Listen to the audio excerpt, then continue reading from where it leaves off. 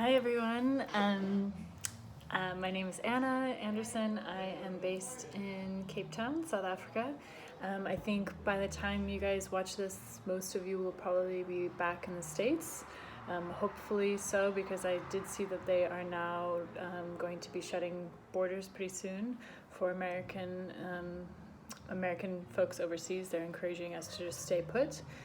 And so as I record this to you, it's an interesting feeling to suddenly realize that you might be, I don't want to say stuck because I've made Cape Town my home, but that I might be forced to be here for the foreseeable future without any guarantee of when I am able to go back. When Takia asked me to speak to you guys, that was, probably a month ago or 5 weeks ago, and so our topics were quite different. Some of the questions that she wanted me to go over was, just about life in general in Cape Town and differences here academically, personally, professionally, stuff like that. And I'll go through some of those things, but I do think one thing that all of this coronavirus and pandemic has done is just flipped how we are seeing the world and my life here. Yeah, I'm suddenly having all these different viewpoints about what's important to me, and maybe like my family, maybe it is time to go closer to home and be back in the States when you realize that it just makes you realize that you're very far from home. And I'm sure you guys can relate, because when you decided that you needed to, when you were told to go back to the States, and when all of this was breaking out, you suddenly kind of have those like, oh, I want to be close to my family and your loved ones, and so right now I'm feeling, I'm not married, I don't have, I have family that I've chosen here, but I don't have like a family like through marriage or anything like that, so I am feeling alone in some sense, but also this isn't the first time I felt that way before, and it's also not the first time that I've gotten through some heartbreak and heartache, and so I know that silver linings will come out of all this. It's kind of hard to see them now, and it's scary thinking about the economic impact. I co-own a company in Cape Town, and our biggest priority is just trying to keep our staff employed. South Africa has a huge unemployment rate as it is, and our economy is not great, and so this is really hard to grapple with, and how it will affect our business. And so the business is a brewing company, so we make beer. So it's not the worst possible industry to be in right now, because a lot of people are still wanting to drink. I'm not sure if any of you have cracked open a beer in the last few days, or a glass of wine, but it does help. I don't want to promote drinking at all during a crisis, but also it is, sometimes you just need a release and unwind and check out for a bit. So we are, it's a really interesting time to start to get creative and innovative and think outside of the box, and maybe, we've always believed that we shouldn't put all our eggs in one basket, so we do distribution and we do a tasting room. So if we were just a tasting room, I would be very concerned, because, restaurants and bars and all of that are shutting down, and that's like your sole income. So at least we are doing like at-home delivery. We're going to build an online store so people can order from us directly. And it's also things that we should have probably been thinking this way already. I think for a lot of businesses, they can start to stagnate, and they don't think ahead of the curve. Like, people have been moving on to online platforms, and we need to be, maybe it's time to build an app where people can just order their beer and wine through a quick little app. It's kind of like how Uber decided to move from just ride sharing to Uber Eats. I mean, it is smart business to do that. So there will be some cool things that come out of this. It's just whether there is a return on investment, because a lot of those things do take some capital to get going, or maybe you need to hire someone in to do that. And I think right now all that stuff is kind of getting halted, although some companies are hiring. Amazon, I saw that was just hiring a lot. Here, I'm sure Takealot will be hiring. any of those delivery service things. So again, silver linings. If someone gets retrenched from one company, hopefully there's other companies that are hiring. So that's obviously our biggest concern right now. But the reason I came to South Africa in the first place, going back, sorry, I kind of just jumped straight into the current moment because this is what's consuming our daily lives. But going back to why I originally came to South Africa, I was actually looking at 3 different countries to come to. One of them was South Africa, and then Egypt, and then India. And when I was at university, I just talked to my study abroad advisor back home and looked through each of the country and the university options in the cities that I would be in, and it just kind of Cape Town just seemed like the best fit for what I wanted to do. So I graduated in 2013. I came here in 2012 during my junior year. My degree was in communication studies, so really just a big, broad liberal arts degree. And the first couple of years after college, I kind of thought, like, what am I doing with, like, am I using my degree?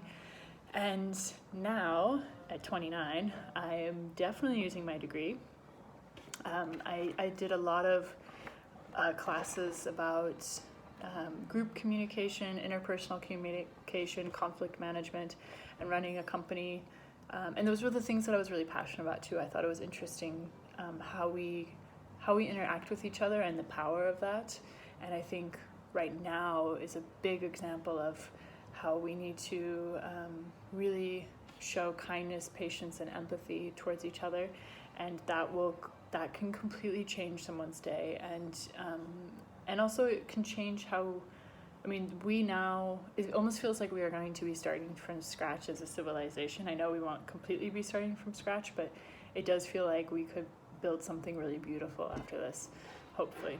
And so, yeah, it's nice to, I think sometimes, you know, when you're in university, you get really caught up in your classes and finishing your classes and passing your exams. And then when you are thrown curveballs like this and you're maybe graduating later, or I'm not entirely sure how they're going to be doing all of that, but it's nice. It's really nice to get into your different careers. And maybe it's also not even, I've never been a career person, so I never left college with the idea of like, well, I'm going to do this, and then grow up the ladder. I kind of was like, well, I like this and I like that, and you know, that's why I did a really broad liberal arts degree, because I couldn't really hone in on one thing.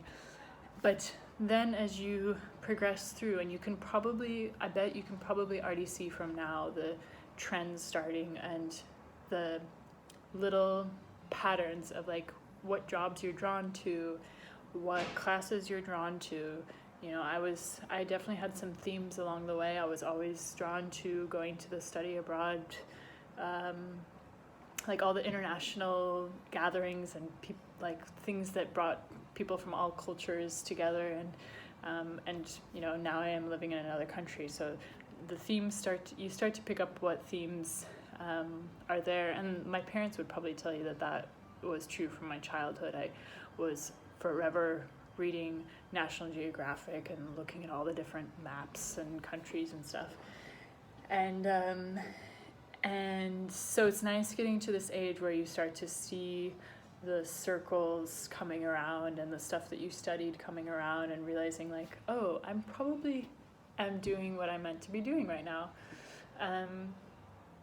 And so just going to some of Chikia's questions. So what are some differences? So differences that I noticed between university in the States and here in South Africa.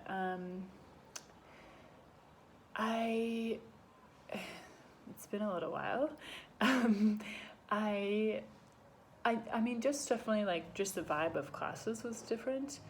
And at the time that I came here in 2012, a lot of things weren't automated. So it was a lot of like, whereas in the States we were using websites to register for classes and stuff like that, and here it was like none of that. And this was also kind of pre-smartphones, so here it just felt like everything was a little bit further behind, and less technology focused. I'm not sure how that is now, but I do think that like universities in the States were, you know, getting students onto all these online platforms more ahead of than here. Okay, how are you?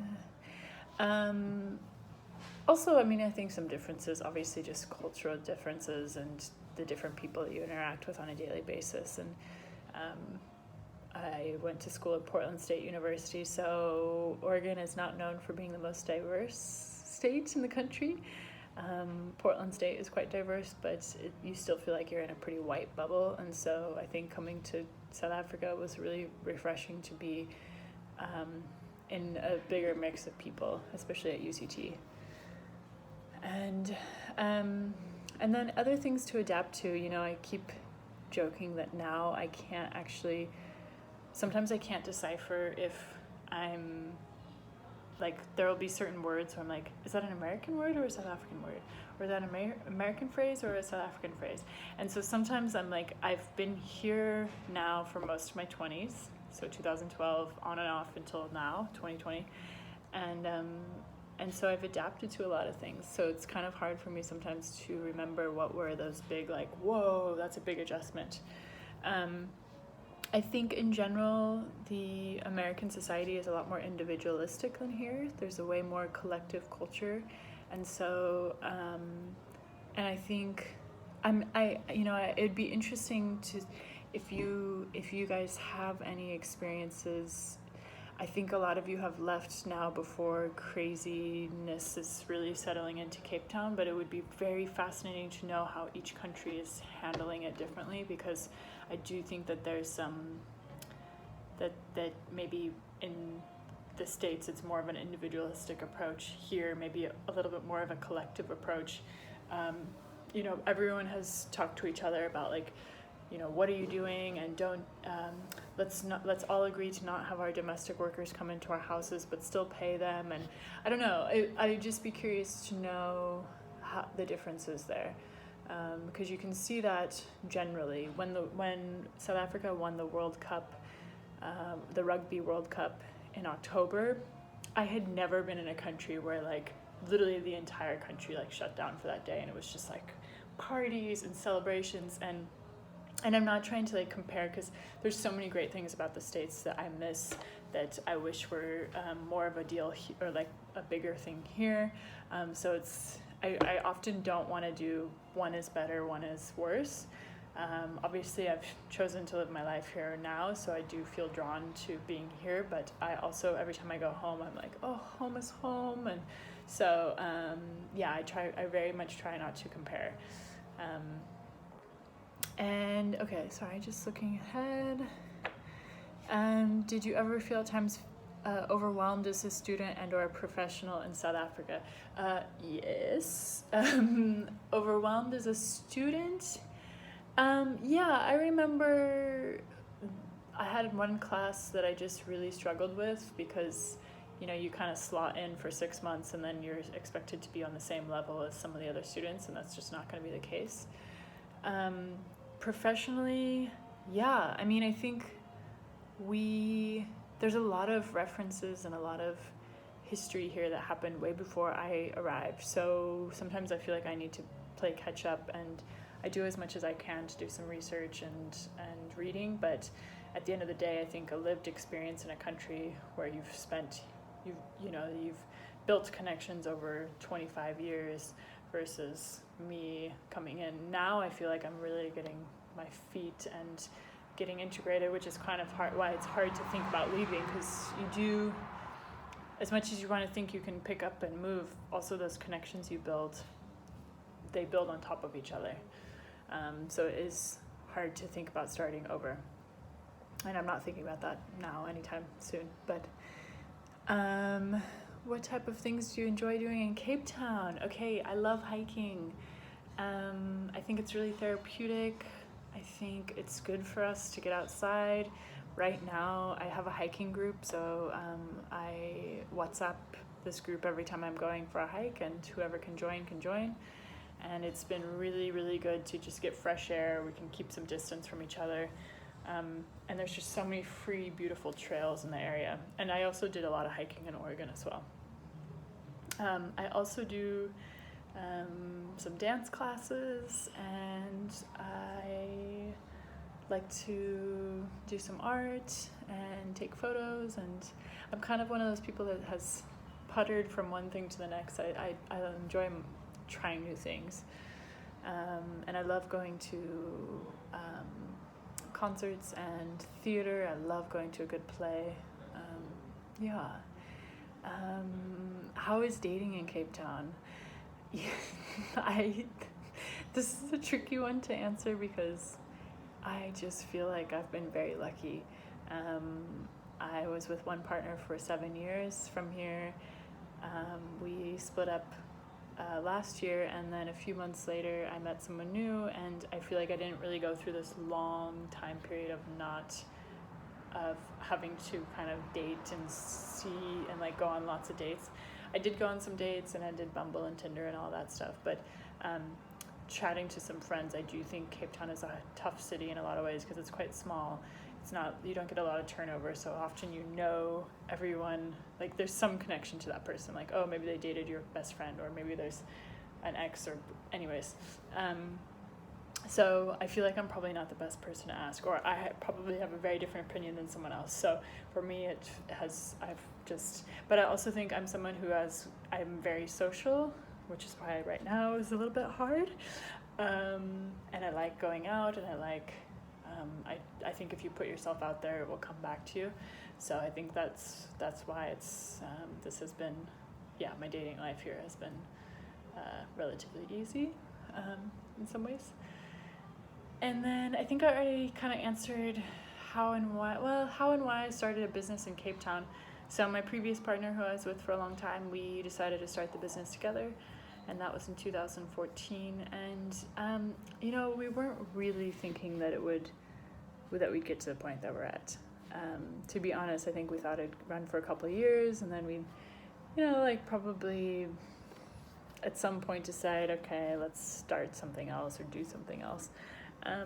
But if you start a business and then you start hiring staff and you want to make it work for them, and then you realize that you're employing people, and then I really love what we do. So we're a beer company. We make gin and beverage products, but we've also built this whole brand around community. We work with our neighbors in the Woodstock community, and it's just become this. It's kind of like, not to the same degree, but Red Bull makes a really crappy, sugary drink, carbonated drink, that no athletes are really drinking, but they've built this whole brand on adventure and thrill seeking, and it's really clever. And I think that's kind of what we've done with Drifter, is we are a beverage company, but we're also building community and